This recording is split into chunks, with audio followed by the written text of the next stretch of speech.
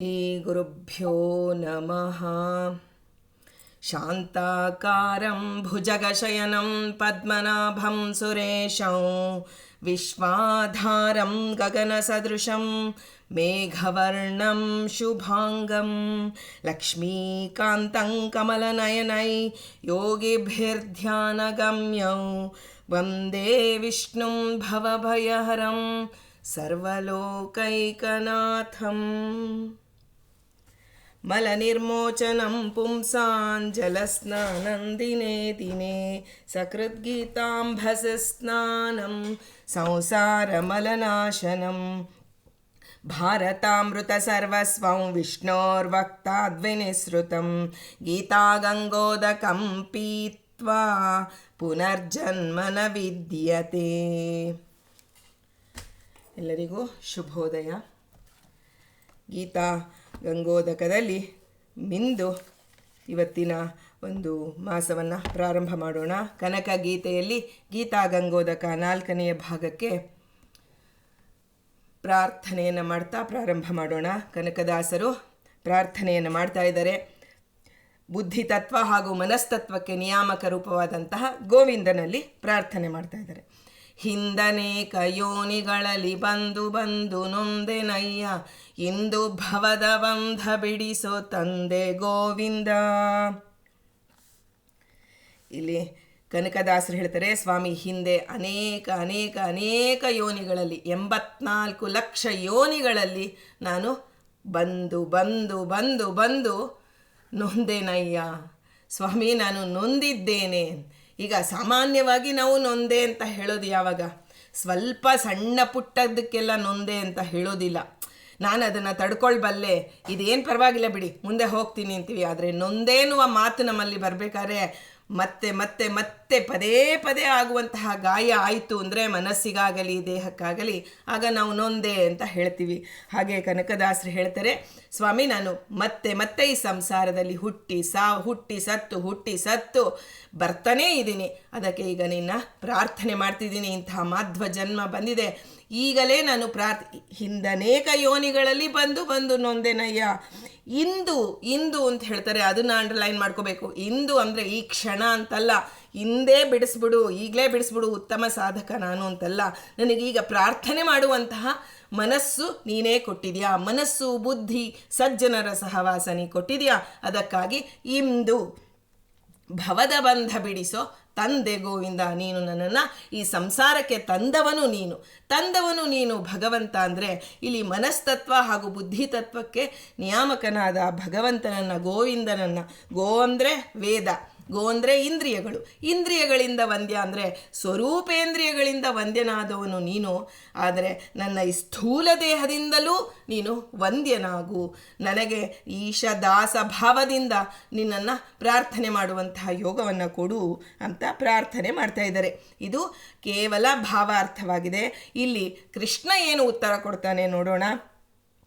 ಹಿಂದನೇಕ ಯೋನಿಗಳಲ್ಲಿ ಬಂದು ಬಂದು ನೊಂದೇನಯ್ಯ. ಬಂದು ಅನ್ನೋದಕ್ಕೆ ಕೃಷ್ಣ ನಿಲ್ಲಿಸ್ತಾನೆ. ಸ್ವಲ್ಪ ತಡಿ, ನಾನು ಹೇಳ್ತೀನಿ. ಕೃಷ್ಣ ಭಗವದ್ಗೀತೆಯಲ್ಲಿ ಹೇಳ್ತಾನೆ 4ನೇ ಅಧ್ಯಾಯದಲ್ಲಿ, ಬಹೂನಿ ಮೇ ವ್ಯತೀತಾನಿ ಜನ್ಮಾನಿ ತವ ಚಾರ್ಜುನ ತಾನ್ಯಹಂ ವೇದ ಸರ್ವಾಣಿ ನತ್ವಂ ವೇತ್ಥ ಪರಂತಪ. ನೀನೊಬ್ಬನೇ ಬಂದಿಲ್ಲಪ್ಪ, ನಿನ್ನ ಜೊತೆಗೆ ನೀನು ಸ್ವತಂತ್ರನಲ್ಲ. ನೀನು ಬರಬೇಕಾದ್ರೆ ನಾನೂ ಬಂದಿದ್ದೀನಿ, ನಾವಿಬ್ಬರೂ ಬಂದಿದ್ದೇವೆ. ಹಿಂದನೇಕ ಯೋನಿಗಳಲ್ಲಿ ಬಂದು ಅಂತ ಹೇಳಿದೆಯಲ್ಲ, ನೀನೊಬ್ಬನೇ ಅಲ್ಲ, ನಾನೂ ಬಂದಿದ್ದೇನೆ. ಅಂದರೆ ಎಲ್ಲ ದೇವನಾದ ನೀನೇ ಹೇಳಿರುವ ಮಾತು ಅಂತ ಕನಕದಾಸರು ಹೇಳ್ತಾರೆ. ಕೃಷ್ಣ ಹೇಳ್ತಾನೆ, ಹೌದಪ್ಪ ನಿನ್ನ ಜೊತೆಗೆ ನಾನೂ ಬಂದಿದ್ದೇನೆ. ಆದರೆ ನೀನು ನೊಂದಿದೀಯಾ. ಆದರೆ ನಾನು ನನ್ನ ಇದು ಹೇಳ್ತೀನಿ ಕೇಳು. ಭಗವಂತ ಹೇಳ್ತಾನೆ ನೋಡಿ, ನಾನು ಎಂಥವನು, ಜೀವ ಈಶ ಭೇದವನ್ನು ಇಲ್ಲಿ ಕನಕದಾಸರು ನೆನಪಿಸಿಕೊಂಡು ಪ್ರಾರ್ಥನೆ ಮಾಡ್ತಿದ್ದಾರೆ. ಇಲ್ಲಿ ಅರ್ಜುನನಿಗೆ ಕೃಷ್ಣ ಹೇಳ್ತಾ ಇದ್ದಾನೆ, ನಾನು ಅನೇಕ ಜನ್ಮಗಳನ್ನು ನಾವಿಬ್ಬರೂ ತೆಗೆದು ಬಂದಿದ್ದೀವಿ. ಆದರೆ ಅದರ ಅರಿವು ನಿನಗಿಲ್ಲ. ನನಗೆ ಎಲ್ಲ ಜನ್ಮಗಳಲ್ಲಿ ನೀನೇನೇನು ಮಾಡಿದ್ಯಾ ಎಲ್ಲದರ ಅರಿವು ನನಗಿದೆ. ಹೌದು ಸ್ವಾಮಿ, ಅರಿವು ಇದೆ. ಅದಕ್ಕಾಗೇ ನಿನ್ನನ್ನು ನಾನು ಪ್ರಾರ್ಥನೆ ಮಾಡೋದಕ್ಕೆ ಬಂದಿದ್ದೇನೆ. ಈ ಜನ್ಮ ತಳೆದು ಬಂದು ನಾನು ನೊಂದಿರುವುದನ್ನು ನೀನಲ್ಲದೆ ಇನ್ಯಾರಿಗೆ ಗೊತ್ತು? ಸದಾ ನೀನು ನನ್ನ ಬಿಂಬನಾಗಿ ನನ್ನ ಜೊತೆಗಿರುವಾಗ ನನ್ನ ನೋವು ನಿನಗಲ್ಲದೆ ಇನ್ಯಾರಿಗೆ ನಾನು ಹೇಳ್ಕೊಳ್ಳಿ? ಆಗ ಮತ್ತೆ ಕನಕದಾಸರು ಹೇಳ್ತಾರೆ, ನಾನು ನೊಂದಿದ್ದೀನಿ, ನಾವಿಬ್ಬರೂ ಬಂದ್ವಿ ಜೊತೆಯಲ್ಲಿ, ಆದರೆ ನಾನು ನೊಂದೆ, ನೀನು ಎಂಥವನು ಅಂತ ಕೃಷ್ಣನನ್ನು ಅವರು ಸ್ಮರಣೆ ಮಾಡ್ಕೋತಾರೆ. ಆ ರೀತಿ ಹೇಗೆ ಅವನು ನನ್ನ ಜೊತೆಗೆ ಬಂದಿದ್ದಾನೆ ಅಂದರೆ 4ನೇ ಅಧ್ಯಾಯದಲ್ಲಿ ಹೇಳ್ತಾರೆ ಕೃಷ್ಣ ಅವನೇ ಹೇಳುವಂಥ ಮಾತು, ಅದನ್ನೇ ಕೃಷ್ಣನ ಮುಂದೆ, ಯಾಕೆಂದರೆ ನಾವು ಏನು ಅವನು ಕೊಟ್ಟಿದ್ದಾನೋ ಅದನ್ನೇ ನಾವು ಪ್ರಸಾದ ಭಗವಂತನ ಮುಂದೆ ನೈವೇದ್ಯಕ್ಕೆ ಏನು ಇಡ್ತೀವಿ, ಅವನು ನಮಗೇನು ಕೊಟ್ಟಿದ್ದಾನೋ ಅದನ್ನೇ ಇಡ್ತೀವಿ. ಹಾಗೆ ಕೃಷ್ಣ ಗೀತೆಯಲ್ಲಿ ಏನು ಹೇಳಿದಾನೋ ಅದನ್ನೇ ಕನಕದಾಸರು ನೆನಪಿಸ್ಕೋತಾರೆ. ಅಜೋಪಿ ಸನ್ನವ್ಯಯಾತ್ಮ ಭೂತಾನಾಮೀಶ್ವರೋಪಿ ಸನ್ ಪ್ರಕೃತಿಂ ಸ್ವಾಮಧಿಷ್ಠಾಯ ಸಂಭವಾಮ್ಯಾತ್ಮ ಮಾಯಯ. ನೀನು ಹೇಳಿದೆಯಲ್ವಾ, ನನ್ನ ಜೊತೆಗೆ ನೀನು ಬಂದಿರ್ಬೋದು, ನಿನ್ನ ಹುಟ್ಟಿಗೂ ನನ್ನ ಹುಟ್ಟಿಗೂ ಅಪಾರವಾದಂತಹ ವ್ಯತ್ಯಾಸ ಇದೆ. ನಾನು ಸ್ಥೂಲ ದೇಹದಿಂದ ಗರ್ಭವಾಸ, ಪ್ರತಿ ಯೋನಿಗಳಲ್ಲಿ ಬಂದು ಗರ್ಭವಾಸಾದಿ ದುಃಖಗಳನ್ನು ಅನುಭವಿಸ್ತಾ ಈ ಪ್ರಾಕೃತಿಕ ಬಂಧನ ರೂಪವಾದಂತಹ ಶರೀರವನ್ನು ಪಡೆದು ಅದರಿಂದ ಕ್ಷಣ ಕ್ಷಣಕ್ಕೂ ಬಂಧಕಕ್ಕೆ ಒಳಗಾಗುವಂತಹ ಸಾತ್ವಿಕ ಕರ್ಮ, ರಾಜಸ ಕರ್ಮ, ತಾಮಸ ಕರ್ಮಗಳನ್ನು ಮಾಡಿ ಮಾಡಿ ಮತ್ತೆ ಅದಕ್ಕೆ ಫಲರೂಪವಾಗಿ ನರಕಾದಿಗಳನ್ನು ಸ್ವರ್ಗವನ್ನು ಹೊಂದಿ ಪುನಃ ನಾನು ಹುಟ್ಟಿ ಬರ್ತಾ ಇದ್ದೇನೆ ಸ್ವಾಮಿ. ಇಲ್ಲಿ ನಾನು ನನ್ನದು ಅಹಂ ಮಮತೆ ಇದೆಯಲ್ಲ, ಆ ಸಕಾಮ ಕರ್ಮಗಳನ್ನೇ ನನ್ನಿಂದ ಮಾಡಿಸ್ತಾ ಇದೆ.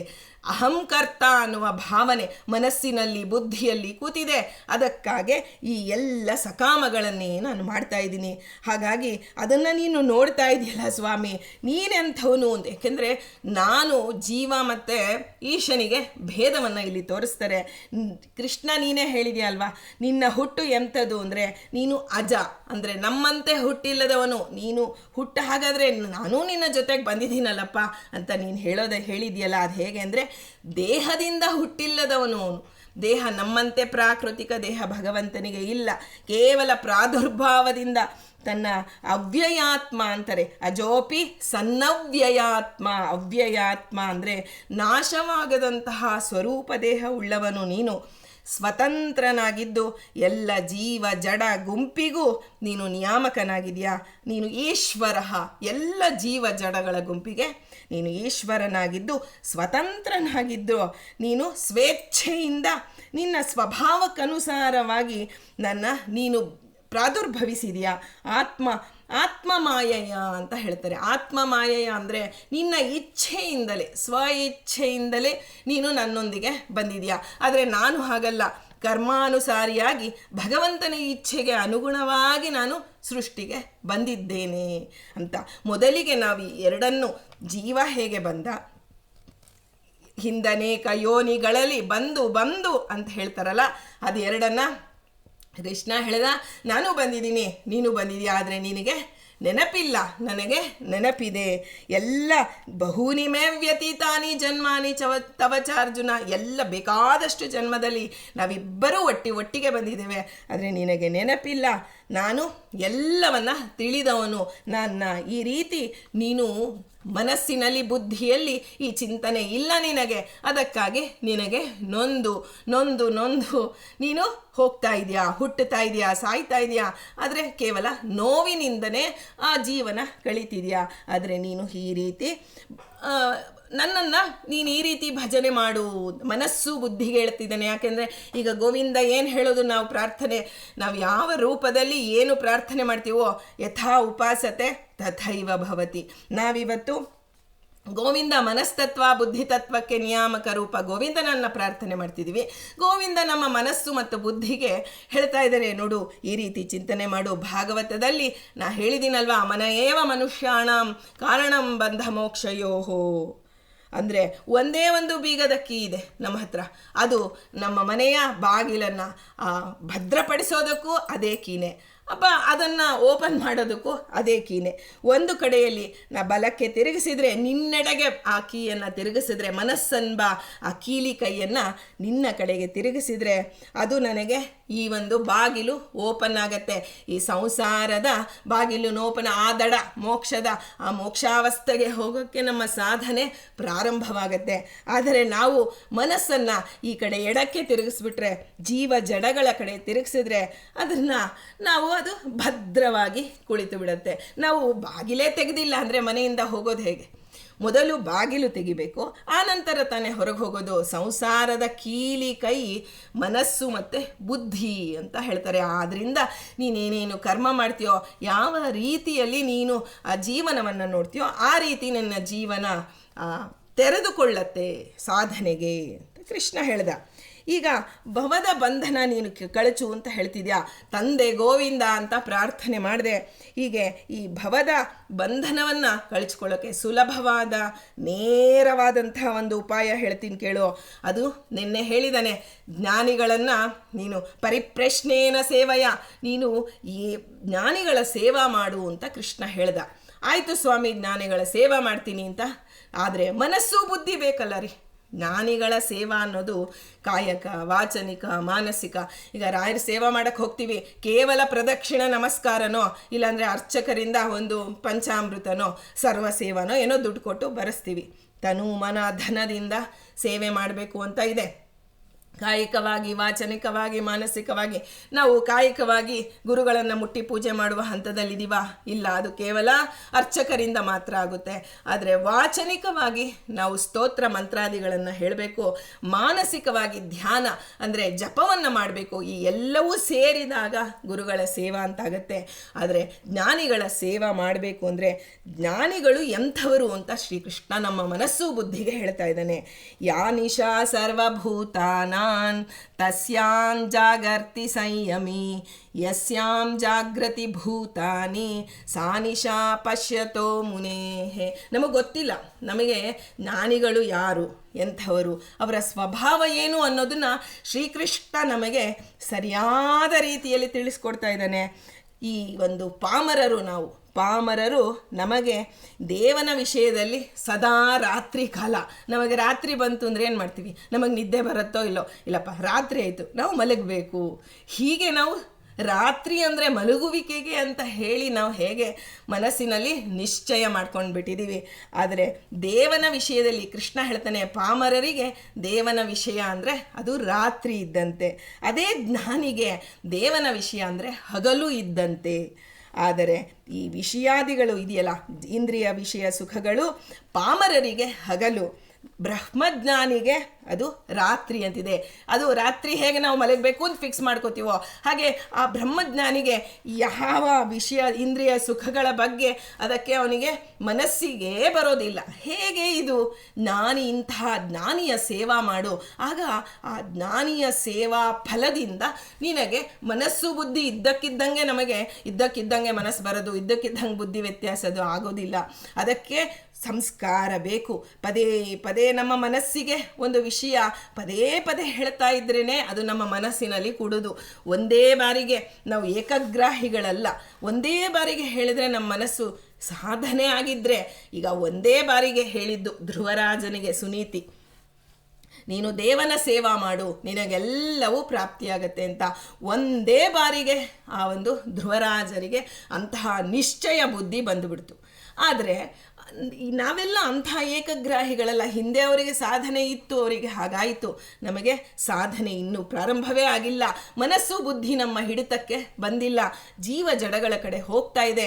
ಹೀಗಿರುವಾಗ ಮನಸ್ಸು ಬುದ್ಧಿಗೆ ನಿಯಾಮಕನಾದ ಗೋವಿಂದನೇ ನೀನು ಹೇಳ್ತಾ ಇದೆಯಾ ಜ್ಞಾನಿಗಳ ಸೇವೆ ಮಾಡುವಂಥ. ಜ್ಞಾನಿಗಳು ಎಂಥವರು ಅನ್ನೋದನ್ನು ಶ್ರೀಕೃಷ್ಣ ಹೇಳ್ದ. ಈಗ ವಿಷಯಗಳತ್ತ ಈ ಧಾವಿಸ್ತಾನೇ ಇರುತ್ತೆ ಇಂದ್ರಿಯ. ನಾವು ಬೇಕು ಅಂತಲ್ಲ, ಆ ಒಂದು ಇಂದ್ರಿಯಗಳ ಸೃಷ್ಟಿಯೇ ಆಗಿದೆ. ಹೊರಮುಖವಾಗಿ ಪ್ರವಹಿಸೋದು ಇಂದ್ರಿಯಗಳ ಒಂದು ಸೃಷ್ಟಿಯ ಕ್ರಮವಾಗಿದೆ. ಯಾವಾಗೂ ಸದಾ ಹೊರಮುಖವಾಗೇ ನಮ್ಮ ಇಂದ್ರಿಯಗಳು. ಕಣ್ಣು ಅಂದರೆ ಸಾಕು ಹೊರಗಿನ ಪದಾರ್ಥ ನೋಡಬೇಕು, ಕಿವಿ ಅಂದರೆ ಯಾರದೋ ಮಾತನ್ನು ಕೇಳಬೇಕು, ಮಾತು ಯಾರದೋ ಜೊತೆ ನಾವು ನಮಗೆ ಬೇಕಾದವರ ಜೊತೆ ನಾವು ಮಾತಾಡಬೇಕು, ನಮಗೆ ಇಷ್ಟವಾದ ಒಂದು ಸಬ್ಜೆಕ್ಟ್ನ ಮಾತಾಡಬೇಕು. ಹೀಗೆ ಯಾವಾಗಲೂ ಹೊರಗಡೆನೆ ನಮ್ಮ ಮನಸ್ಸು. ನಮ್ಮೊಳಗೆ ಬಿಂಬ ಇದ್ದಾನೆ, ನಮ್ಮೊಳಗೆ ತತ್ವಾಭಿಮಾನಿಗಳಿದ್ದಾರೆ, ಅವರು ನಮಗೆ ಇಷ್ಟೆಲ್ಲ ಉಪಕಾರ ಮಾಡ್ತಿದ್ದಾರೆ. ಅವರ ಜೊತೆ ಒಂದು ದಿನವಾದರೂ ಅವರಿಂದ ನಾವು ಉಪಕೃತ ಜಾಗೃತರಾಗಿದ್ದೀವಿ. ಒಂದು ದಿನವಾದರೂ ನಮಗೆ ಮನಸ್ಸು ಬಂದಿಲ್ಲ, ಬುದ್ಧಿ ಓಡಿಲ್ಲ. ಯಾಕೆ ಮನಸ್ಸು ಬಂದಿಲ್ಲ? ಸೂರ್ಯ ಚಂದ್ರರನ್ನು ಹೊರಗಿನಿಂದ ನಾವು ನಮಸ್ಕಾರ ನೋಡಿ ಸೂರ್ಯೋದಯದ ಒಳಗೆ ನಾವು ಇವತ್ತು ಪಾಲನೆ ಮಾಡಬೇಕು. ಆದರೆ ಸೂರ್ಯೋದಯ ಅಂದರೆ ಸೂರ್ಯ ಉದಯಿಸ್ತಿರ್ಬೇಕಾದ್ರೆ ವಾಲಿಖಿಲ್ಯರು ಆ ಸೂರ್ಯೋದಯ, ಆ ಸೂರ್ಯನ ಕಿರಣಗಳನ್ನು ಭಕ್ಷಣೆ ಮಾಡುವಂತಹ ವಾಲಿಖಿಲ್ಯರ ಆ ಋಷಿಗಳ ಉಪಕಾರದ ನಮಗೆ ಸೂರ್ಯ ಉದಯ ಆಗಬೇಕಾದ್ರೆ ಆ ವಾಲಿಖಿಲ್ಯರು ಅರ್ಘ್ಯ ಕೊಡ್ತಾರೆ, ಸಕಾಲಕ್ಕೆ ಕೊಡ್ತಾರೆ. ನಮ್ಮನ್ನು ಯಾರನ್ನೂ ನಂಬಿಲ್ಲ ದೇವರು, ಆಗಲೇ ಆ ಜ್ಞಾನಿಗಳನ್ನು ಒಂದು ಸೂರ್ಯನ ಗತಿ ಸರಿಯಾಗಿ ನಡೆಯೋದಕ್ಕೆ ಅವನೇ ವ್ಯವಸ್ಥೆ ಮಾಡಿದ್ದಾನೆ. ಹೀಗೆ ನಮಗೆ ಯಾವುದು ಒಳಗಿನ ಸೂರ್ಯ ಚಂದ್ರರ ಬಗ್ಗೆ, ಒಳಗಿನ ದಿಗ್ದೇವತೆಗಳು ಕಿವಿಯಲ್ಲಿ ನಿಂತು ಇಷ್ಟೆಲ್ಲ ಕೇಳಿಸ್ತಿದಾರಲ್ಲ, ಸ್ವಾಮಿ ಒಂದು ದಿನ ನಿಮ್ಮೊಂದಿಗೆ ನಾನು ಮಾತಾಡಬೇಕು, ನನ್ನೊಳಗಿರುವ ತತ್ವಾಭಿಮಾನಿಗಳ ಜೊತೆಯೇ ಮಾತನಾಡುವ ಮನಸ್ಸು ನನಗೆ ಬರ್ತಿಲ್ಲ, ಅಲ್ಲಿರ್ತಕ್ಕಂಥ ಭಗವಂತನ ಉಪಕಾರದ ಕೃತಜ್ಞತೆ ನನಗೆ ಬುದ್ಧಿಯಲ್ಲಿ ಬಂದಿಲ್ಲ. ಇದಕ್ಕೆ ಏನು ಜ್ಞಾನಿಗಳ ಸೇವಾ ಮಾಡು ಅಂತ ಹೇಳಿದೆ. ಈಗ ಜ್ಞಾನಿಗಳ ಸೇವಾ ಅಂದರೆ ಈ ಇಂದ್ರಿಯಗಳೇ ಹೀಗೆ ಅಂತ ನೀನು ಹೇಳಿದ್ಯಾ. ಸಮುದ್ರದಲ್ಲಿರುವಂಥ ಕೃಷ್ಣ ಹೇಳ್ತಾನೆ ಒಂದು ಶ್ಲೋಕದಲ್ಲಿ 2ನೇ ಅಧ್ಯಾಯದಲ್ಲಿ, ಇಂದ್ರಿಯಾಣಾಂ ಹಿ ಚರತಾಂ ಯನ್ಮನೋನು ವಿಧೀಯತೆ ತದಸ್ಯ ಹರತೆ ಪ್ರಜ್ಞಾ ವಾಯುರ್ನಾವಮಿವಾಂಭಸಿ. ಅಂದರೆ ಈ ವಿಷಯಗಳತ್ತ ಧಾವಿಸುವಂತಹ ಇಂದ್ರಿಯಗಳನ್ನು ನಮ್ಮ ಮನಸ್ಸು ಹಿಂಬಾಲಿಸ್ತಿದೆಯಲ್ಲ, ಆ ಹಿಂಬಾಲಿಸುವಂಥ ಮನಸ್ಸಿಗೆ ಅವನು ಭಗವಂತ ಹೇಳ್ತಾನೆ, ನೀನು ಹೇಗಿದೆಯಾ ಗೊತ್ತಾ, ಸಮುದ್ರದಲ್ಲಿ ಒಂದು ನಾವೆಯಲ್ಲಿ ಪ್ರಯಾಣ ಮಾಡ್ತಿದ್ದಾಗ ಬಿರುಗಾಳಿ ಬಂದು ಹೇಗೆ ಅದನ್ನು ದಿಕ್ಕು ತಪ್ಪಿಸುತ್ತೋ ಹಾಗೆ ವಿವೇಕ ವಿವೇಚನೆ ನಿನ್ನ ಮನಸ್ಸನ್ನು ಆ ರೀತಿ ಕೊಚ್ಚಿಕೊಂಡು ಹೋಗುತ್ತೆ. ನೀನು ಇಂದ್ರಿಯದ ವಿಷಯ ಸುಖಕ್ಕಾಗಿ ನೀನು ನಿನ್ನ ಮನಸ್ಸಿನ ಹಿಂದೆ ನೀನು ಓಡಿದ್ರೆ ನಿನಗೆ ಇದೇ ಸಿಗೋದು. ನಿನ್ನ ಸ್ಥಿತಿ ಹೀಗಾಗತ್ತೆ. ಮೊದಲೇ ಸಮುದ್ರದಲ್ಲಿ ಹಡಗಿನಂಥ ದೊಡ್ಡ ಒಂದು ಇದು ಬೇಕು, ಆದರೆ ನಾವು ಹೋಗ್ತಿರೋದು ನಾವೆಯಲ್ಲಿ. ಸಮುದ್ರದ ಒಂದು ಅಲೆಯ ರಭಸ ತಡ್ಕೊಳ್ಳೋಕ್ಕೆ ನಾವೆಗೆ ಆಗೋದಿಲ್ಲ. ಅಂಥದ್ದು ಬಿರುಗಾಳಿಯೂ ಬೀಸ್ತು ಅಂದರೆ ಆ ನಾವೆಯ ಗತಿ ಏನಾಗಬಹುದು, ಆ ನಾವೆಯಲ್ಲಿ ಕುಳಿತಂತಹ ನಾವಿಕರ ಗತಿ ಏನಾಗಬಹುದು. ಹಾಗೆ ಯೋಚನೆ ಮಾಡು. ಮೊದಲು ಬುದ್ಧಿಗೆ ಭಗವಂತ ಎಲ್ಲವನ್ನ ಆಹಾರವನ್ನು ಕೊಡ್ತಾ ಹೋಗ್ತಿದ್ದಾನೆ. ಮನಸ್ಸು ಬುದ್ಧಿ ಅನ್ನೋದು ನಮ್ಮ ಎಲ್ಲ ಇಂದ್ರಿಯಗಳಿಗಿನ್ನ ಮನಸ್ಸು ಪ್ರಧಾನ ತೇಜೋಮಯವಾದಂತಹ ಇಂದ್ರಿಯ. ಇಂತಹ ಮನಸ್ಸು ಬಂದುಬಿಟ್ರೆ ನಮಗೆ ಮೊದಲು ಇಂದ್ರಿಯಗಳ ಶಕ್ತಿ ಇಲ್ಲ, ಅದಕ್ಕಾಗಿ ನಾನು ಮಾಡೋಲ್ಲ ಅಂತ ನಾವು ಹೇಳ್ತೀವಿ. ಆದರೆ ಅದಲ್ಲ, ಇಂದ್ರಿಯಗಳಿಗೆ ಶಕ್ತಿ ಯಾವುದು? ಮನಸ್ಸಿನ ಶಕ್ತಿಯೇ. ಆತ್ಮಬಲವೇ ಬಲ ಅಂತ ನಾವು ಹೇಳ್ತೀವಿ. ಯಾವ ಬಲವೂ ಇಲ್ಲ ಆತ್ಮಬಲದ ಮುಂದೆ. ಆ ಮನಸ್ಸು, ಒಮ್ಮೆ ಮನಸ್ಸು ನಮಗೆ ಸರಿಯಾದ ರೀತಿಯಲ್ಲಿ ಆ ಮನಸ್ಸಿಗೆ ಟ್ರೈನಿಂಗ್ ಆಗೋಯ್ತು ಅಂದರೆ, ಬುದ್ಧಿ ನಿಶ್ಚಯವಾದಂಥ ಬುದ್ಧಿ ಬಂದರೆ ಎಂತಹ ಸಾಧನೆಯನ್ನಾದರೂ ಬೆಟ್ಟ ಕಡಿದು ಗುಡ್ಡ ಮಾಡಬಲ್ಲ ಅಂತ ಶಾಸ್ತ್ರದಲ್ಲಿ ಬರುತ್ತೆ. ಅದನ್ನೇ ಕೃಷ್ಣ ಹೇಳ್ತಿದ್ದಾನೆ. ಇಂತಹ ವಾಯುರ್ನಾವ ಮಿವಾಂಭಸಿ, ಆ ಸಮುದ್ರದಲ್ಲಿ ಒಂದು ನಾವೇ ಹೊರಟಿರುವಂಥ ಇದಕ್ಕೆ ನಿನ್ಗೆ ಹಿಂಗಾಗ್ತಿದೆಯಪ್ಪ. ಹಾಗಾಗಿ ನೀನು ಮನಸ್ಸನ್ನು ಗೆಲ್ಲಬೇಕು. ನಾವು ಹೇಳ್ತೀವಿ, ಸ್ವಾಮಿ ಮನಸ್ಸು ಚಂಚಲಮ್ಮಿ ಮನ ಕೃಷ್ಣ, ನನಗೆ ಆಗೋದೇ ಇಲ್ಲ ಸ್ವಾಮಿ, ನನ್ನ ಮನಸ್ಸು ಒಂದು ಕ್ಷಣ ಒಂದು ವಿಷಯದಲ್ಲಿ ಇರೋದಿಲ್ಲ. ಜೀವ ಜಡಗಳನ್ನು ಕುರಿತು ವಿಷಯಕ್ಕೆ ಹೋಗ್ತಾ ಇದೆ, ಮನಸ್ಸು ಇದೆ. ಆದ್ರೂ ನೋಡಿ, ಒಂದೊಂದು ವಿಷಯ, ಒಂದೇ ವಿಷಯದ ಬಗ್ಗೆ ನಮ್ಮ ಮನಸ್ಸು ಯಾವತ್ತೂ ಹೋಗಲ್ಲ. ಇವತ್ತು ಈ ಒಂದು ಕ್ಷಣ ಇಲ್ಲಿದ್ರೆ ಇನ್ನೊಂದು ಕ್ಷಣ ಇನ್ನೊಂದು ವಿಷಯಕ್ಕೆ ಹೋಗುತ್ತೆ. ಜೀವ ಜಡಗಳಲ್ಲೇ ಒಬ್ಬರ ಬಗ್ಗೆ ಅಲ್ಲ, ನೂರಾರು ಜನದ ಬಗ್ಗೆ ನಮಗೆ ಯೋಚನೆ ಬರ್ತಿರುತ್ತೆ, ನೂರಾರು ಜಡಗಳ ಬಗ್ಗೆ. ಅದರಲ್ಲೂ ನಮಗೆ ಸ್ಥಿರತೆ ಇಲ್ಲ. ಚಂಚಲವಾದ ಮನಸ್ಸನ್ನು ನಾನು ಹೇಗೆ ನಿಗ್ರಹ ಮಾಡಲಿ? ಮನಸ್ಸು ನಿನ್ನಲ್ಲಿ ಇಲ್ಲ ಅಂದರೆ, ನೀನೇ ಹೇಳಿದ್ಯಾ, ಬಾಗಿಲೇ ತೆಗೆದಿಲ್ಲ ಅಂದರೆ ಹೊರಗೆ ಹೋಗೋದಕ್ಕೆ ಆಗಲ್ಲ, ಸಾಧನೆಗೆ ಆಗೋದಿಲ್ಲ ಅಂತ ನೀ ಹೇಳಿದ್ಯಾ ಅಂದಾಗ ಕೃಷ್ಣ ಹೇಳ್ತಾನೆ, ಜ್ಞಾನಿಗಳ ಸೇವಾ ಮಾಡು. ಆಯಿತು, ಜ್ಞಾನಿಗಳ ಸೇವಾ ಹೇಗೆ? ಜ್ಞಾನಿಗಳ ಸೇವಾ ಮಾಡೋದಕ್ಕೆ ಮೊದಲಿಗೆ ನಿನಗೆ ಬೇಕಾಗಿರೋದೇನಂತ ಕೃಷ್ಣ ಒಂದು ಒಳ್ಳೆಯ ಮಾತನ್ನು ನಮ್ಮ ಮನಸ್ಸು ಬುದ್ಧಿಗೆ ಹೇಳ್ತಾನೆ. ಒಂದು ನಿಶ್ಚಯವಾದ ಮಾತು. ಕೃಷ್ಣನ ಮಾತೇ ಯಾವಾಗಲೂ ನಿಶ್ಚಯ. ಅದು ನಮಗೆ ಬಂದಿಲ್ಲ ಅಂದರೆ ನಮಗಿನ್ನೂ ಆ ಬುದ್ಧಿ ತತ್ವಕ್ಕೆ ನಿಯಾಮಕನಾದಂತಹ ಗೋವಿಂದನ ಅನುಗ್ರಹವಾಗಿಲ್ಲ ಅಂತಲೇ ನಾವು ತಿಳಿಬೇಕು. ಅದರಿಂದ ಅವನಿಗೆ ಪದೇ ಪದೇ ನಮ್ಮ ಪ್ರಾರ್ಥನೆ ಇರಬೇಕು. ಆ ಕೃಷ್ಣ ಹೇಳ್ತಾನೆ, ಬಂಧುರಾತ್ಮಾತ್ಮನಸ್ತಸ್ಯ. ನೀನು ಇದಕ್ಕೆ ಹೋಗ್ಬೇಕಾದ್ರೆ, ಜ್ಞಾನಿಗಳ ಸೇವೆಗೆ ಹೋಗ್ಬೇಕಾದ್ರೆ ನಿನ್ನ ಮನಸ್ಸು ನಿನಗೆ ಬಂಧುವಾಗಬೇಕು. ನಿನ್ನ ಮನಸ್ಸೇ ನಿನಗೆ ಶತ್ರು ಆದರೆ ನೀನು ಜ್ಞಾನಿಗಳ ಸೇವಾ ಮಾಡೋದಕ್ಕೆ ಸಾಧ್ಯವೇ ಇಲ್ಲ. ಅದಕ್ಕೆ ಅದಕ್ಕೆ ಮತ್ತೆ ಮತ್ತೆ ನೀನು ಚೆನ್ನಾಗಿ ಅರಿವು ಮಾಡಿಕೋ. ಬಂಧುರಾತ್ಮಾತ್ಮನಸ್ತಸ್ಯ ಏನಾತ್ಮೈವ ಆತ್ಮನಾಜಿತಃ ಅನಾತ್ಮನಸ್ತು ಶತ್ರುತ್ವೇ ವರ್ತೇತಾತ್ಮೈವ ಶತ್ರುವತ್. ಅಂದರೆ ಕೃಷ್ಣ ಹೇಳ್ತಾನೆ, ನಿನ್ನ ಬಂಧು, ನಿನ್ನ ಮನಸ್ಸು ನಿನಗೆ ದೇವನ ವಿಷಯದಲ್ಲಿ ಸಹಕಾರ ಕೊಟ್ಟರೆ ಅದು ನಿನಗೆ ಬಂಧುವಾಗುತ್ತೆ. ನಮಗೆ ಬಂಧು ಬಳಗ ಅಂದರೆ ಬಹಳ ಇಷ್ಟ. ಒಂದು ಮನೆಯಲ್ಲಿ ಏನೇ ಒಳ್ಳೆ ಕೆಲಸ ಮಾಡಿದ್ರು ಮೊದಲು ಬಂಧುಗಳನ್ನು ಆಹ್ವಾನ ಮಾಡೋಕ್ಕೆ ಹೋಗ್ತೀವಿ. ಆದರೆ ನಿಜವಾಗಿ ಆ ಬಂಧುಗಳು ನಮಗೆ ಬಂಧಕರಾಗೇ ಇರ್ತಾರೆ. ಈ ಸಂಸಾರದಲ್ಲೇ ಇರುವಂತಹ ಬಂಧನಗಳನ್ನು ಏರ್ಪಾಟು ಮಾಡ್ತಾರೆ. ಆದರೆ ಒಂದು ದಿನವಾದರೂ ನಾವು ಸಜ್ಜನರನ್ನು ಬಂಧುಗಳು ಅಂತ ಕರೆದಿದ್ದೀವ. ನಮ್ಮ ಮನೆಯಲ್ಲಿ ಒಂದು ಕಾರ್ಯಕ್ರಮ ಮಾಡಬೇಕು ಅಂತ ಎಲ್ಲ ಆಯೋಜನೆ ಆಯಿತು. ಮೊದಲಿಗೆ ನಾವು ಒಂದಿಷ್ಟು ಫೋನ್ ನಂಬರ್ ಇಟ್ಕೊಂಡು ಎಲ್ಲರನ್ನೂ ಕರೆಯೋಣ ಅಂತ ಕೂತ್ಕೋತೀವಿ. ಆದರೆ ಮೊದಲಿಗೆ ನಾವು ಸಜ್ಜನರು 48 ಜನ ಜ್ಞಾನಿಗಳು ನಾವೇನು ನಿತ್ಯ ಮಾಡ್ತೀವಲ್ಲ, ಸ್ವಾಮಿ ನಾವು ಇವತ್ತಿನ ದಿನ ಇಂತಹ ಹರಿವಾಯು ಗುರುಗಳ ಅನುಗ್ರಹದಿಂದ ಈ ಒಂದು ಕಾರ್ಯಕ್ರಮ ಆಯೋಜನೆ ಆಗಿದೆ, ನೀವು ಬಂದು ನನ್ನನ್ನು ಹರಿಸ್ಬೇಕು, ನೀವು ಬಂದು ನನ್ನ ಹರಿಸ್ಬೇಕು ಅಂತ ಯಾವತ್ತಾದರೂ ನಾವು ಮನಪೂರ್ವಕವಾಗಿ ಅವರಿಗೆ ನಾವು ಪ್ರಾರ್ಥನೆ ಮಾಡಿದೀವ. ಮನಪೂರ್ವಕವಾಗಿ ಇವತ್ತು ನಮಗೆ ಜಗನ್ನಾಥದಾಸರು, ಗೋಪಾಲದಾಸರು, ಆ ಒಂದು ಜಿತಾಮಿತ್ರ ತೀರ್ಥರು ನಮ್ಮ ಕಣ್ಣಿಗೆ ಕಾಣದೇ ಇರ್ಬೋದು. ಆದರೆ ತೇಜೋಮಯ ರೂಪದಿಂದ ಒಂದು ಕಡೆ ಇದ್ದಾರಲ್ವಾ ಪರೋಕ್ಷ ಜ್ಞಾನಿಗಳು, ಅವರನ್ನು ನಾವು ಮನಪೂರ್ವಕವಾಗಿ ಎಂದಾದರೂ ಸ್ವಾಗತ ಮಾಡಿದ್ದೇವಾ, ಕರೆದಿದ್ದೀವ? ಇರಲಿ ಬಿಡಿ, ಅವ್ರು ಎಲ್ಲಿ ಬರ್ತಾರೆ ರೀ, ಅವ್ರ ಸಾಧನೆಯ ಮಟ್ಟ ಎಂಥದ್ದು. ಆದರೆ ಭೃಗು ಋಷಿಗಳನ್ನು 15ನೇ ಕಕ್ಷದಲ್ಲಿ ಇದ್ದರೂ ನಾವು ಪ್ರಾರ್ಥನೆ ಮಾಡಿದ್ರೆ ಅವರು ವಿಜಯದಾಸರಾಗಿ ಬರ್ತಾರೆ. ವಿಜಯದಾಸರಾಗಿ ನಮ್ಮೊಡನೆ ಬಂದು ನಮ್ಮನ್ನು ಉದ್ಧಾರ ಮಾಡೋಕ್ಕಾಗಿ ಬಂದಿಲ್ವೇ? ಇದೆಲ್ಲ ನಮ್ಮ ಮನಸ್ಸಿಗೆ ಪದೇ ಪದೇ ನಮಗೆ ಚಿಂತನೆ ಬರಬೇಕು. ನೀನು ನಿನ್ನ ಮನಸ್ಸಿಗೆ ನೀನೇ ಬಂಧುವಾಗು. ಹೊರಗಿನ ಬಂಧು ಆಗಬೇಕಾದ್ರೆ, ಸಜ್ಜನರು ನಿನಗೆ ಬಂಧುಗಳಾಗಬೇಕಾದ್ರೆ ಮೊದಲು ನಿನಗೆ ನೀನು ಬಂಧುವಾಗಬೇಕು. ನೀನೇ ಶತ್ರು ಆಗಿದೆಯಾ? ನೀನು ಹೇಳ್ತಿದ್ಯಾ ಸ್ವಾಮಿ, ಕಾಮ, ಕ್ರೋಧ, ಲೋಭ, ಮದ, ಮತ್ಸರ ಎಲ್ಲ ಅರಿಷಡ್ವರ್ಗಗಳು ನನಗೆ ಶತ್ರುಗಳು ಅಂತ ಹೇಳ್ತಿದೆಯಲ್ಲ, ಅದಕ್ಕೆ ಮೂಲ ಕಾರಣ ಯಾವುದು? ಮನಸ್ಸು. ಆ ಮನಸ್ಸನ್ನು ನೀನು ಆ ಒಂದು ನಿಯಮನ ಮಾಡಬೇಕು ಅಂದರೆ ನಿನ್ನ ಕೈಯಲ್ಲಿ ಆಗೋದಿಲ್ಲ. ಸಜ್ಜನರ ಸಂಘದಲ್ಲಿ ಅವರ ಸೇವಾ ಮಾಡು. ಸಜ್ಜನರ ಸಂಘದಲ್ಲಿರು. ಅವರ ಸೇವಾ ಅಂದರೆ ಸಜ್ಜನರ ಸಂಘಕ್ಕೆ ಕೇವಲ ಇಡೀ ಶರೀರದ ಸೇವಾ ಅಲ್ಲ, ಒಂದೊಂದು ಇಂದ್ರಿಯಗಳ ಸೇವಾ ಮಾಡು ಜ್ಞಾನಿಗಳದು ಅಂತ ಕೃಷ್ಣ ಹೇಳ್ತಾನೆ. ಅವರ ಮನಸ್ಸು ಸದಾ ದೇವನಲ್ಲಿ ಹರಿತಿದೆ. ಅಂದಮೇಲೆ ಆ ಒಂದು ಗುರುಗಳು, ರಾಯರ ಸೇವಾ ಮಾಡಕ್ಕೆ ಹೋಗ್ತೀವಿ, ಆ ಗುರುಗಳಲ್ಲಿ ಸ್ವಾಮಿ ನಿಮ್ಮ ಮನಸ್ಸು ಸದಾ ದೇವನಲ್ಲಿ ಹರಿತಿದೆ, ನಿಮ್ಮ ಮನಸ್ಸನ್ನು ಕುರಿತು ನಾನಿವತ್ತು ಸೇವಾ. ಒಂದೊಂದು ಇಂದ್ರಿಯಗಳನ್ನೇ ಪೂರ್ಣ ಗುರುಗಳ ಸಂಪೂರ್ಣವಾದಂಥ ಸೇವಾ ನಮಗೆ ಯೋಗ್ಯತೆ ಇಲ್ಲ. ಮನಸ್ಸು, ಬುದ್ಧಿ ಈ ರೀತಿ ಅವರ ನಡುವೆ ಇರು, ಅವರ ಅಂಗಳದಲ್ಲಿ ನೀನು ಇರು. ಅವರು ನಿನ್ನನ್ನು ರಕ್ಷಣೆ ಮಾಡ್ತಾರೆ. ಕಾಯಕವಾಗಿ, ವಾಚನಿಕವಾಗಿ, ಮಾನಸಿಕವಾಗಿ ಎಲ್ಲ ರೀತಿಯ ರಕ್ಷಣೆ ನಿನಗೆ ಅವರು ಕೊಡ್ತಾರೆ ಅಂತ ಕೃಷ್ಣ ಹೇಳ್ತಾನೆ.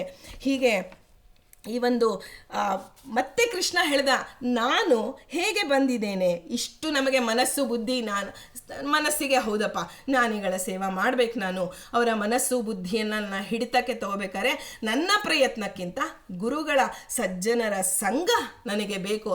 ಬೇಕು ಅಂದರೆ ಮೊದಲಿಗೆ ವಿನಯ ಬರಬೇಕು. ವಿನಯದಿಂದಲೇ ಸಜ್ಜನರು ನಮಗೆ ಅಹಂಕಾರ ತೋರಿಸಿದ್ವಿ ಅಂದರೆ ಎಲ್ಲರೂ ನಮ್ಮಿಂದ ದೂರ ಆಗ್ತಾರೆ. ವಿನಯದಿಂದ ಇದ್ದಾಗಲೇ ನಮಗೆ ಸಜ್ಜನರ ಸಂಘ ಇರೋದು ಅಂತ ತಿಳಿತೀವಿ. ಆದರೆ ಬುದ್ಧಿ, ಆ ಸಜ್ಜನರಿಗೆ ಯಾಕೆ ಆ ರೀತಿ ಬುದ್ಧಿ ಬಂತು? ಅಲ್ಲಿರೋ ಭಗವಂತ ಯಾವ ರೂಪದಲ್ಲಿ ಇದ್ದಾನೆ ಅಂದರೆ ಕೃಷ್ಣ ಹೇಳ್ತಾನೆ, ಬೀಜಂ ಮಾಂ ಸರ್ವಭೂತಾನಾನ್ ವಿದ್ಧಿ ಪಾರ್ಥ ಸನಾತನಂ ಬುದ್ಧಿರ್ಬುದ್ಧಿಮತಾಮಸ್ಮಿ ತೇಜಸ್ವಿನಾಮಹಂ. ನಾನು ಎಂಥವನು ಗೊತ್ತಾ? ಸನಾತನನಾಗಿದ್ದೇನೆ. ಜೀವನೂ ಸನಾತನನೇ, ಆದರೆ ಸ್ವತಂತ್ರನಲ್ಲ. ಭಗವಂತ ಸ್ವತಂತ್ರನಾಗಿದ್ದೇನೆ. ನಾನು ಎಲ್ಲ ಜೀವಿಗಳಿಗೂ ಜೀವನ ಪ್ರದನಾಗಿದ್ದೇನೆ. ಬುದ್ಧಿವಂತರಲ್ಲಿರ್ತಕ್ಕಂಥ ಬುದ್ಧಿ ಅದು ನನ್ನದು, ನಾನೇ ಆ ರೂಪದಿಂದ ಇದ್ದೇನೆ. ಬುದ್ಧಿರ್ಬುದ್ಧಿಮತಾಮಸ್ಮಿ ತೇಜಸ್ವಿನಾಂ. ಬುದ್ಧಿವಂತಿಕೆಯಿಂದ ನಮ್ಮ ಜೀವನ, ನಮ್ಮ ಬುದ್ಧಿ ಎಲ್ಲ ಲೌಕಿಕದ ಧನ ಸಂಪಾದನೆಗೆ ನಮ್ಮ ಬುದ್ಧಿ ವಿನಿಯೋಗ ಆಗ್ತಿದೆ, ಆದರೆ ಸಾಧನೆಗೆ ನಮ್ಮ ಬುದ್ಧಿ ವಿನಿಯೋಗ ಆಗ್ತಾ ಇಲ್ಲ. ಅದಕ್ಕೆ ಕಾರಣ ನಮ್ಮ ಮನಸ್ಸು ದೇವನಲ್ಲಿ ಹರಿತಾ ಇಲ್ಲ. ಮನಸ್ಸಿನಂತೆ ಬುದ್ಧಿ ಕೆಲಸ ಮಾಡುತ್ತೆ. ಹೀಗಿರುವಾಗ ಕರ್ಮಾನುಸಾರಿಣಿ ಬುದ್ಧಿ ಅಲ್ವಾ? ನಮ್ಮ ಕರ್ಮಾನುಸಾರ ನಮ್ಮ ಬುದ್ಧಿ ಅದೇ ರೀತಿಯಲ್ಲಿ ಪ್ರಚೋದನೆ ಆಗ್ತಾ ಇದೆ. ಅದರಿಂದ ಸ್ವಾಮಿ, ನಿನ್ನಂತಹ ಆ ಭಗವಂತನಲ್ಲಿರ್ತಕ್ಕಂಥ ಏನು ಬುದ್ಧಿ ಅನ್ನುವಂತಹ ರೂಪ ಸಜ್ಜನರಲ್ಲಿದೆ, ಅವರ ಸೇವಾ ಸೂತ್ರವನ್ನು ಮಾಡುವಂತಹ ಅವಕಾಶ ಕೊಡು ಅಂತ ಕೃಷ್ಣನಲ್ಲಿ ಕನಕದಾಸರು ಪ್ರಾರ್ಥನೆ ಮಾಡ್ತಾ ಇದ್ದಾರೆ. ಆಗ ಕೃಷ್ಣ ಮತ್ತೊಮ್ಮೆ ಉಪಾಯ ಹೇಳ್ತಾನೆ. ಯಾಕೆಂದರೆ ನಮಗೆ ಇದು ಮಾಡೋಕ್ಕಾಗಲ್ಲ ಅಂದರೆ ಇನ್ನೊಂದು ಮಾಡೋಕ್ಕಾಗಲ್ಲ ಅಂದರೆ ಇನ್ನೊಂದು, ಹೀಗೆ ಎಷ್ಟು ಸಾಧ್ಯವೋ ಅಷ್ಟು ಸರಳ ಮಾಡಿಕೊಡೋದು ಶ್ರೀಕೃಷ್ಣನ ಸ್ವಭಾವ. ಹಾಗೆ ನೀನು ಈ ಜ್ಞಾನಿಗಳು ಎಂಥವರು, ಜ್ಞಾನಿಗಳ ಸೇವಾ ಮಾಡುವಂದ ಜ್ಞಾನಿಗಳು ಎಂಥವರು ಅಂತ ಹೇಳ್ದ. ಈಗ ಜ್ಞಾನಿಗಳು ಎಂಥವರು ಅನ್ನೋದನ್ನು ಮತ್ತೆ ಅವರು ಎಂತಹ ತಪಸ್ಸು ಮಾಡ್ತಿದ್ದಾರೆ ಅಂತ ಕೃಷ್ಣ ಹೇಳ್ತಾನೆ. ಇಲ್ಲಿ 3 ರೀತಿಯ ತಪಸ್ಸು ಜ್ಞಾನಿಗಳು ಮಾಡ್ತಿರ್ತಾರೆ. ಕಾಯಕ ತಪಸ್ಸು, ವಾಚನಿಕ ತಪಸ್ಸು ಮತ್ತು ಮಾನಸಿಕ ತಪಸ್ಸನ್ನು, 3 ರೀತಿಯ ತಪಸ್ಸನ್ನು ಜ್ಞಾನಿಗಳು ಮಾಡ್ತಾರೆ. ಕಾಯಕ ತಪಸ್ಸು ನಮಗೇನು, ಕಾಯಕ ತಪಸ್ಸು ಅಂದರೆ ಏನು ಗೊತ್ತಿಲ್ಲ. ನಮಗೆ ತಪಸ್ಸಿನ ಒಂದು ಡೆಫಿನಿಷನ್ ಕೊಟ್ಟವನೇ ಶ್ರೀಕೃಷ್ಣ. ಅವನು ಹೇಳ್ತಾನೆ, ದೇವತೆಗಳನ್ನು, ದ್ವಿಜರನ್ನು, ಗುರುಗಳನ್ನು, ಜ್ಞಾನಿಗಳನ್ನು ನೀನು ಪೂಜಿಸೋದಿದೆಯಲ್ಲ, ಯಾರು ಕಾಯಕ ತಪಸ್ಸು ಮಾಡ್ತಿರ್ತಕ್ಕಂಥ ಜ್ಞಾನಿಗಳ ಬಳಿ ಹೋಗಿ ಅವರನ್ನು ಪೂಜೆ ಮಾಡೋದಿದೆಯಲ್ಲ, ಅದು ನಿನ್ನ ಕಾಯಕ ತಪಸ್ಸಾಗತ್ತೆ. ಅವರನ್ನು ಸೇವೆ ಮಾಡೋದೇ ನಿನ್ನ ತಪಸ್ಸು.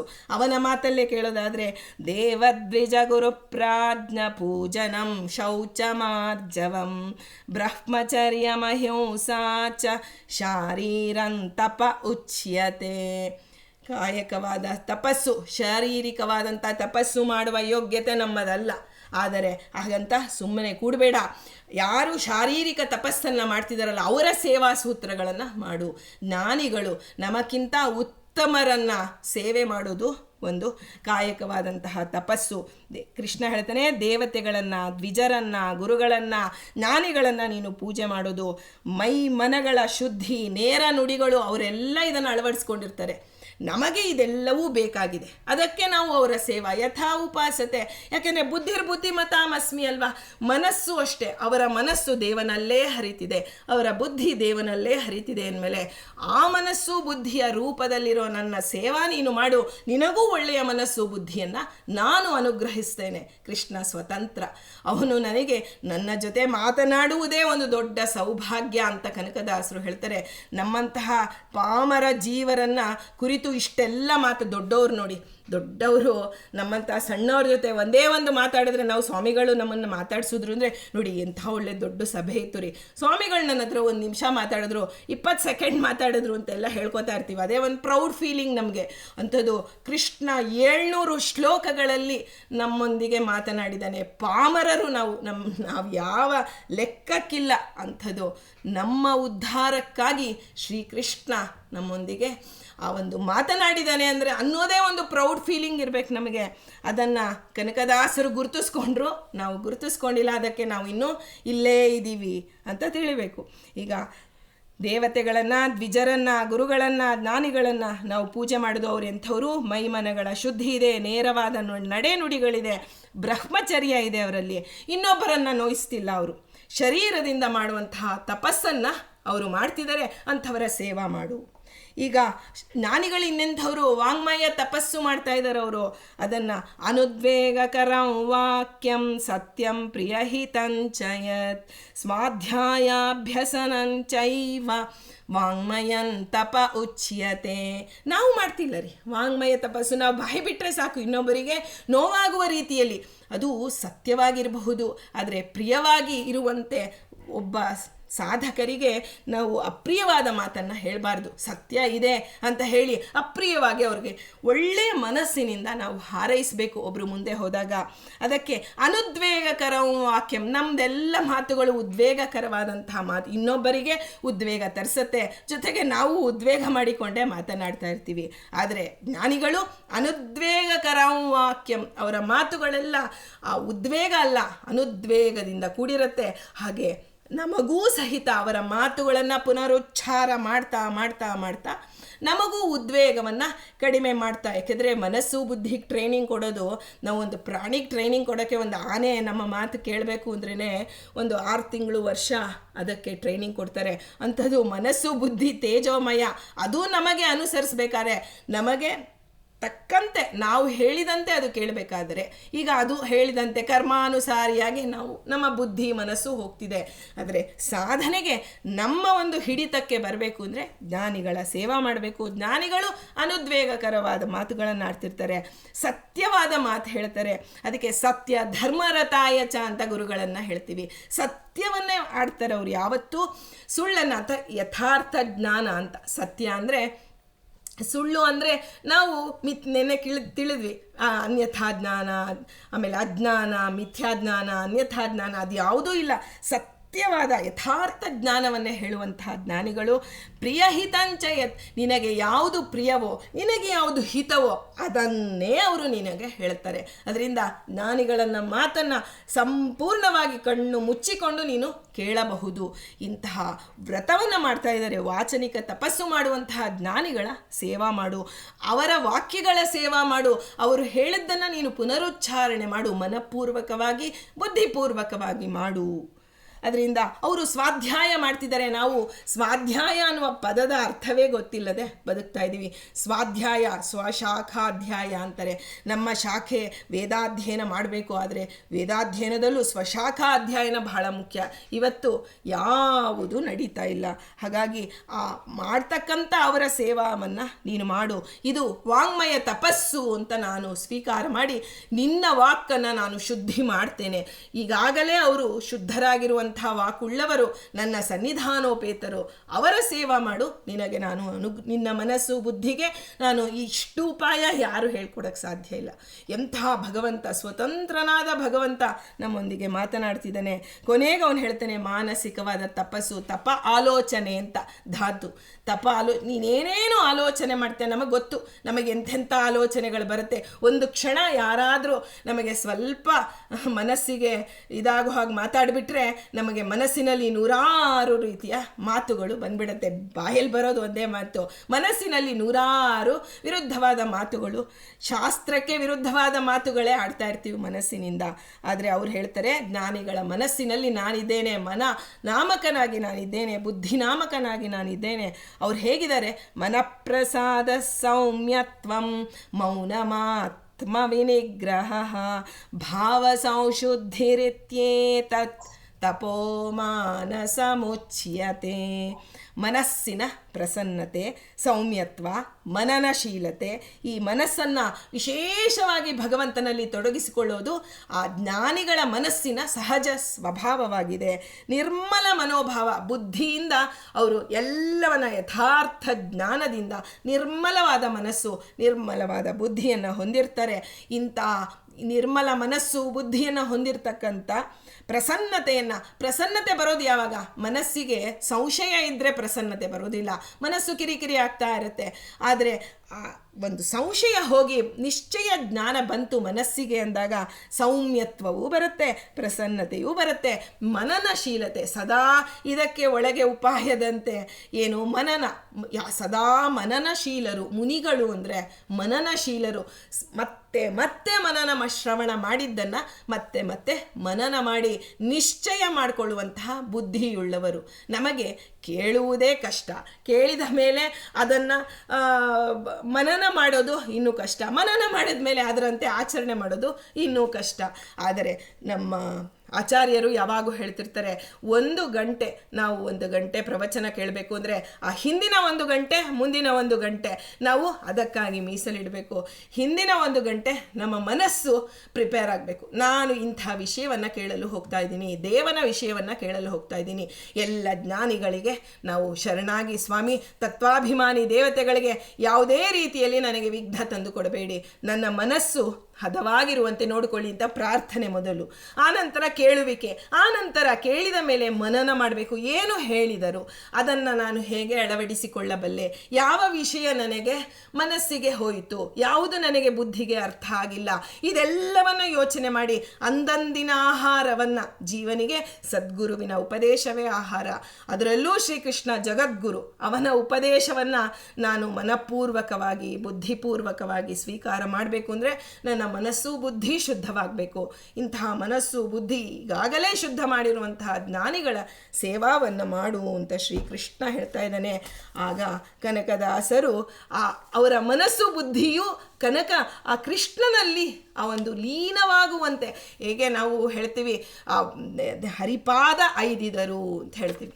ಹರಿಪಾದವನ್ನು ಐದಿದರು ಅಂದರೆ ಈ ಸ್ಥೂಲ ದೇಹ ಇಲ್ಲೇ ಇದೆಯಲ್ಲ ರೀ, ಹರಿಪಾದ ಐದಿದರು ಅಂದರೆ ಮನಸ್ಸು ಬುದ್ಧಿಪೂರ್ವಕವಾಗಿ ಚೇತನನಾದಂತಹ ಜೀವ ಭಗವಂತನ ಮನಸ್ಸಿನಲ್ಲಿ ಹೋಗೋದು ಆ ಹರಿಪಾದ ವೈದಿದರು ಅಂತ ಹೇಳಿದ್ರೆ, ಅಂಥ ಭಗವಂತನ ಪಾದಗಳನ್ನು ಆಶ್ರಯಿಸಿದವರು ಕನಕದಾಸರು. ಅವರು ಮತ್ತೆ ಪ್ರಾರ್ಥನೆ ಮಾಡ್ತಾರೆ, ಸ್ವಾಮಿ ನನ್ನ ಭಕ್ತರಿಗಾಗಿ ಹಿಂದನೇಕ ಯೋನಿಗಳಲ್ಲಿ ಬಂದು ನೊಂದೆನಯ್ಯ, ಇಂದು ಭವದ ಬಂದ ಬಿಡಿಸೋ ತಂದೆ ಗೋವಿಂದ. ನೀನೇ ನನ್ನ ಸಂಸಾರಕ್ಕೆ ಕರೆದುಕೊಂಡು ಬಂದಿದ್ಯಾ, ನೀನೇ ನನ್ನ ತಂದೆಯಾಗಿದ್ಯಾ, ನೀನು ಯಾರು ತಂದವರೋ ಅವರೇ ತಂದೆ.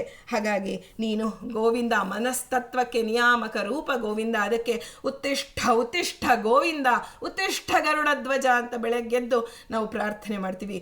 ಗೋವಿಂದ ಅಂದರೆ ಮನಸ್ಸು ಬುದ್ಧಿಗೆ ತತ್ವಕ್ಕೆ ನಿಯಾಮಕ ರೂಪ. ಆ ಉತ್ತಿಷ್ಠ ಅಂದಾಗ ಸ್ವಾಮಿ ನನ್ನ ಗುರುಗಳಲ್ಲೂ ನೀನು ನಿಂತು ಉತ್ತಿಷ್ಠನಾಗೋ, ನನ್ನಲ್ಲೂ ನಿಂತು ಉತ್ತಿಷ್ಠನಾಗೋ. ಯಾಕೆಂದರೆ ನನ್ನ ಗುರುಗಳಿಗೆ ಮನಸ್ಸು ಬುದ್ಧಿ ಬರಬೇಕಲ್ಲ, ನನಗೆ ಇಂಥದನ್ನು ಹೇಳಿಕೊಡಬೇಕು, ಇದನ್ನು ಈ ಒಂದು ಜೀವನ ಉದ್ಧಾರದ ಹಾದಿಗೆ ಕರೆದುಕೊಂಡು ಹೋಗಬೇಕು ಅಂತ ಕೇವಲ ನನ್ನ ಮನಸ್ಸಿಗೆ ಬಂದರೆ ಸಾಲದು, ಗುರುಗಳ ಮನಸ್ಸಿಗೆ ಬರಬೇಕಲ್ಲ. ಅದಕ್ಕೆ 2 ಬಾರಿ ಉತ್ತಿಷ್ಠ ಅಂತ ಹೇಳಿದ್ರು. ಆದರೆ ಶಾಸ್ತ್ರದಲ್ಲಿ ಒಂದೊಂದು ಮಾತುಗಳನ್ನು ಜ್ಞಾನಿಗಳು ಹೇಳಿದ್ರು. ಅದರ ಹಿಂದೆ 100,000 ಅನುಸಂಧಾನಗಳು ಇರುತ್ತೆ. ಅದನ್ನು ನಾವು ಜ್ಞಾನಿಗಳ ಗುರೂಪಸಕ್ತಿಯಿಂದಲೇ ತಿಳಿಯೋದಕ್ಕೆ ಸಾಧ್ಯ. ಹೀಗೆ ಮನಸ್ತತ್ವಕ್ಕೆ ನಿಯಾಮಕ, ಬುದ್ಧಿತತ್ವಕ್ಕೆ ನಿಯಾಮಕನಲ್ಲಿ ನಾವಿವತ್ತು ಪ್ರಾರ್ಥನೆ ಮಾಡಿದ್ದೇವೆ. ಕನಕದಾಸರು ಕೊಟ್ಟ ಜ್ಞಾನ ಭಿಕ್ಷೆಯನ್ನು ನಾವಿವತ್ತು ಅನುಗ್ರಹಪೂರ್ವಕವಾಗಿ ಮನಪೂರ್ವಕವಾಗಿ ಸ್ವೀಕಾರ ಮಾಡ್ತಾ, ಇದು ನಮಗೆ ಜೀರ್ಣಕ್ಕೆ ಬರಲಿ. ಈ ಕೃಷ್ಣನ ಮಾತುಗಳು ನಮ್ಮ ಮನಸ್ಸಿನಲ್ಲಿ ನಿಲ್ಲಲಿ. ಕೃಷ್ಣ ಬೇರೆ ಅಲ್ಲ, ಕೃಷ್ಣನ ಮಾತು ಬೇರೆ ಅಲ್ಲ. ಹಾಗಾಗಿ ಅವನ ಮಾತುಗಳು, ಅವನು ಬುದ್ಧಿಪೂರ್ವಕವಾಗಿ ನುಡಿದಂತಹ ಮಾತುಗಳು ನಮ್ಮ ಬುದ್ಧಿಯಲ್ಲಿ ಸದಾ ನೆಲೆಸಲಿ. ದೇವನ ಬಗ್ಗೆ ನಮ್ಮ ಬುದ್ಧಿ ಮನಸ್ಸು ಪ್ರವರ್ತರಿಸಲಿ ಅಂತ ಹೇಳ್ತಾ ಸರ್ವಂ ಸಂಪೂರ್ಣಂ ಶ್ರೀಕೃಷ್ಣಾರ್ಪಣಮಸ್ತು.